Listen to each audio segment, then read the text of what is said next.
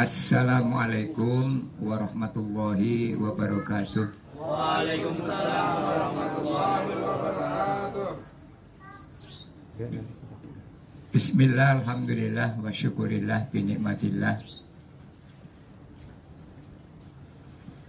Wala hawla wala quwwata illa billah, amma ba'd. Qala Allah Ta'ala fil kitabil karim, bismillahirrahmanirrahim. Inna Allaha ya'murukum an tu'addul amanati ila ahliha. Shadaqallahul adzim. Yang saya taati ilmunya guru-guru kita, Al-Ustadz Ahmad Sani, Al-Ustadz Reza Ahdiat SIP, dan ustadz-ustadz yang lainnya yang tidak bisa saya sebutkan satu persatu. Para awalun, para ketua, wabil khusus Sohibul Hajat, Ketua Tarto, dan Ibu Wulan, yang mudah-mudahan selalu mendapatkan rahmat dan barokah dari Allah Subhanahu wa Ta'ala. Amin. Mari bersama mengawali kajian pada malam hari ini, kita panjatkan syukur atas nikmat yang Allah limpahkan kepada kita. Mudah-mudahan dengan kita pandai mensyukuri nikmat Allah, Allah pun akan memberikan nikmat-nikmat yang lain yang jauh lebih besar dari nikmat yang Allah berikan saat ini. Sholawat dan salam juga mudah-mudahan Allah tetap sanjungkan keharibaan junjungan kita Nabi Agung Nabi Muhammad SAW, keluarganya, sahabatnya, dan mudah-mudahan akan sampai kepada kita sebagai umatnya. Hadirin rahimakumullah.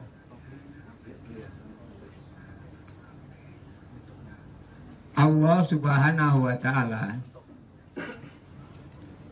ketika akan memberikan amanat kepada manusia, itu awalnya ditawarkan terlebih dahulu kepada makhluk Allah yang jauh lebih kuat, seperti langit, seperti bumi, seperti gunung, seperti laut. Itu ditawarkan oleh Allah Subhanahu wa Ta'ala. Ya hamba-hambaku, apakah kamu mau aku berikan amanat kepadamu? Maka makhluk Allah yang kuat itu tadi semuanya menjawab, la ya Rob, boten Gusti, boten Gusti, ora Gusti. Allah kemudian tidak melanjutkan pertanyaannya, karena Allah sudah mengetahui, sudah paham kalau makhluk Allah tadi menolak karena memang khawatir barangkali tidak mampu untuk melaksanakan amanat yang ditawarkan dari Allah Subhanahu wa Ta'ala. Maka Allah pun tawarkan kepada makhluk yang namanya al-insan atau manusia. Hei manusia, aku tawarkan amanat kepadamu. Ternyata jawabannya sangat-sangat mengejutkan. Manusia itu pun dengan sombongnya mengatakan, Qala na'am, nggih Gusti, kula nampi amanat saking panjenengan. Hadirin rahimakumullah, semenjak itulah manusia diberi amanat oleh Allah Subhanahu wa Ta'ala.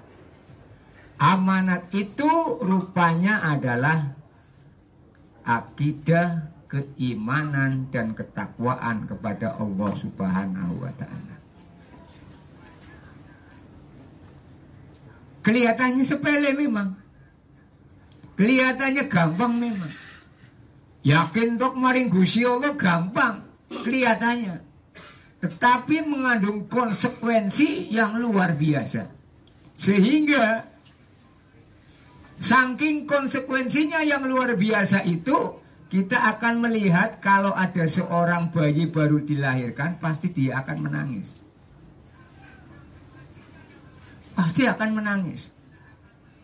dengan tangisan yang sama. Walaupun bayi itu bayi mejasem, bayi penjaran, bayi selerok, mesti akan nangis dengan tangisan yang sama. Oe, oe, oe, oe. Ya. Itu aslinya itu bahasa Arab itu, cuma bayinya nggak bisa ngomong bahasa Arab. Dia itu ngomong aina, oe. Kerungune kupingnya saya dan panjenengan oe. Padahal dia berteriak aina. Saya di mana?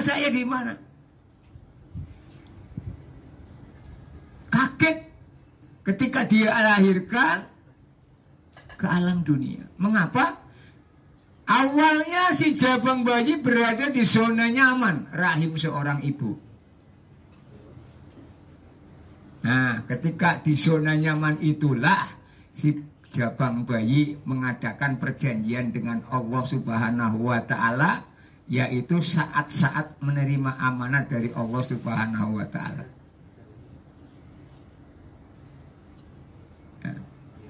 Allah Subhanahu wa Ta'ala bertanya kepada para ruh yang ada di dalam jabang bayi, yang ada di dalam rahim ibunya.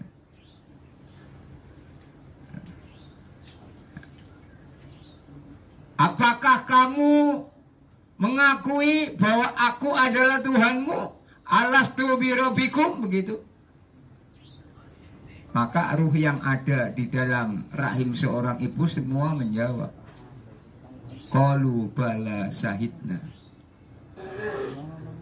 Nggih Gusti, kula sanggup lampahi ngakoni ning panjenenganiku pangerane kula. Nah, ketika lahir di dunia nangis oe itu menandakan dia khawatir. Barang nyong lahir nang dunia, dia khawatir jangan-jangan tidak bisa melaksanakan amanat perjanjian dengan Allah Subhanahu wa Ta'ala. Wah, jajan nyong ora bisa nglakoni apa sing aku janji maring Gusti Allah. Taat maring Gusti Allah, taat maring wong tua, taat maring syariat Islam. Jangan-jangan saya tidak bisa. Akhirnya dia menangis. Nah, akhirnya dia menangis. Menangisnya itu karena khawatir sebetulnya, bukan karena apa-apa. Ngolah nyong ora bisa nglakoni amanat. Gonyong lah, aja-aja ora bisa. Nah, akhirnya dia menangis. Hadirin yang berbahagia dan yang dimuliakan Allah. Nah, setelah bayi lahir itu, maka tugasnya diambil alih oleh kedua orang tuanya, terutama bapaknya. Untuk apa? Supaya si jabang bayi tadi dalam menjalani kehidupannya bisa melaksanakan amanat dari Allah Subhanahu wa Ta'ala. Maka orang tua ketika bayi yang lahir mempunyai kewajiban-kewajiban. Satu, memberi nama yang bagus. Jadi ketika memberi nama, hak memberi nama itu pertama jatuh pada bapaknya. Yang kedua pada simbahnya. Simbah bapaknya, bukan simbah ibunya. Simbah bapaknya. Sedangkan guru, kiai, ustadz, muballigh hanya dimintani pertimbangan. Sinda apa-apa, endah ora salah makna seperti tadi. Sebagian ulama mengatakan, ketika anakmu lahir, maka jangan sampai nunggu 40 hari baru digunduli. Jangan sampai nunggu 40 hari baru diberi nama. Tentang pemberian nama, Rasulullah dengan tegas mengatakan selambat-lambatnya ngayaran bocah kuwi 3 dina. Aja kosit 3 dina durung diarani. Sing penting diarani tuli. Perkara pan rame-rame mengko ora apa-apa, sing penting diarani tuli. Dong sampai 3 dina tuli ora diarani, kata Rasul keburu diberi nama oleh iblis laknatullah alaih. Dundang wong tuane kadang orang lingu. Wis kadung diarani dening iblis. Sehingga Islam tidak membebani kepada umatnya, enggak. Ya, dalilnya tadi itu tadi. La yukallifullahu nafsan illa wus'aha. Sehingga ada hadis Rasulullah sallallahu alaihi wasallam yang mengatakan, ana Rasulullah sallallahu alaihi wasallam, dari saya Rasulullah sallallahu alaihi wasallam, aqiqatul Hasan wal Husain kapsan. Ketika saya mengakekoi cucu saya Hasan dan Husain, masing-masing satu ekor. Jadi lahir bayi lanang akekoi siji oleh ada dasarnya, ada. Ya, ada dasarnya. Akikatul Hasan wal Husain kapsan. Masing-masing satu ekor. Syukur alhamdulillah duit akeh kaya ketua Tarto. Walah, nyongpan ngundang selamatan wong 200. Peduse siji tok. Ngoleh saupritan no. 5 oleh. 5 oleh. 10 oleh. Luwe ape. Ya, tanda syukur kepada Allah Subhanahu wa taala.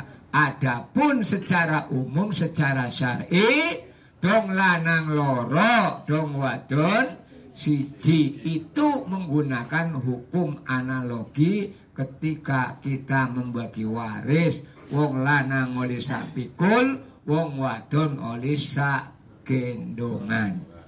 Itulah yang namanya akikah. Hadirin yang berbahagia, yang terakhir adalah hitan sunat.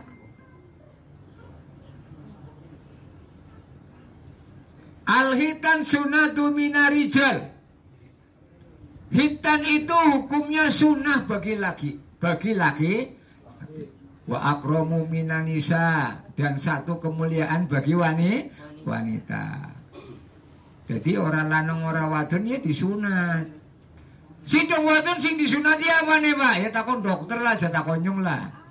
Ya, takon dokter. Dong dokter li paham gue mesti. Ya, li paham. Cuma kadang kita orang Jawa punya perasaannya sensitif. Bocah tembe lahir pan disunati kaya ora tegala melas. Engko lah dong radan gede. Padahal sunahnya itu pada hari ke-7 atau hari ke-14 berbarengan dengan akikah. Sesudah itu maka ada kewajiban yang lain. Tugas kita sebagai orang tua, ya, termasuk saya, termasuk panjenengan. Apa Pak? Yang pertama, kasih makan anak-anak kita dari rezeki yang halal. Dari rezeki yang halal. Kebanyakan di antara kita lebih sering makan makanan subhat daripada makanan yang halal. Kalau tidak mau dikatakan yang haram, saya menggunakan bahasa subhat. Lebih sering makan makanan subhat daripada makan makanan yang halal. Yuk kita jaga keluarga kita. Ku anfusakum wa ahlikum naro. Ya. Caranya bagaimana? Dengan memberikan makanan keluarga kita, istri kita, anak-anak kita dengan makanan yang halal. Kita jangan sampai punya prinsip golet sing haram be angel kok, apa mending sing halal. Ya angel temenan. Ya. Banyak cara diajarkan oleh Rasulullah SAW supaya kita rezekinya lancar. Ya, pagi duha, sebelum duha kita sodako, ya, kemudian kita usaha, tawakal dengan berdoa kepada Allah Subhanahu wa taala, tangannya diangkat. Allahumma ya qadiyal hajat ya Allah. Allahumma ya qadiyal hajat ya Allah. Allahumma rizqna rizqan kasiran halalan thayyiban. Ud'uni astajib lakum. Yakin doa kita akan diijabah oleh Allah Subhanahu wa taala. Yakin. Dong ora yakin. Yakin. Ya. doa kita akan diijabah oleh Allah Subhanahu wa taala. Banyak orang duwe gawean, Pak. Lah ki Farudin orang duwe gawean. Orang duwe gawean. Alhamdulillah rezekinya juga ada. Allah Subhanahu wa taala menyediakan. Yang kedua, setelah kita memberikan makan dengan makanan yang halal, kasih pendidikan yang cukup, wabil khusus pendidikan agama. Ya. Mengapa wabil khusus pendidikan agama? Bahwa apa dari dokter dong ora iman maring Gusti Allah. Bahwa apa dari insinyur dong ora iman maring Gusti Allah. Mendingan dari wong biasa iman maring Gusti Allah. Dunianya selamat, akhiratnya selamat. Itu yang kedua. Yang ketiga, ya, setelah diberi pendidikan yang cukup, maka dinikahkan apabila sudah waktunya. Aja nunggu mengko. Akhir terpenting, tugas kita sebagai orang tua selalu mendoakan. Selalu mendoakan. Sebagai orang tua, jaga mulut kita dari kata-kata yang seperti itu. Yakinlah bahwa kata-kata dari orang tua untuk anaknya adalah sebuah doa. Dan doa orang tua untuk anaknya sama dahsyatnya seperti doa yang keluar dari mulut Rasulullah SAW untuk umatnya. Itu saja dari saya. Mudah-mudahan yang sedikit ini ada manfaatnya. Kurang lebihnya mohon maaf. Wabillahi taufiq wal hidayah. Assalamualaikum warahmatullahi wabarakatuh.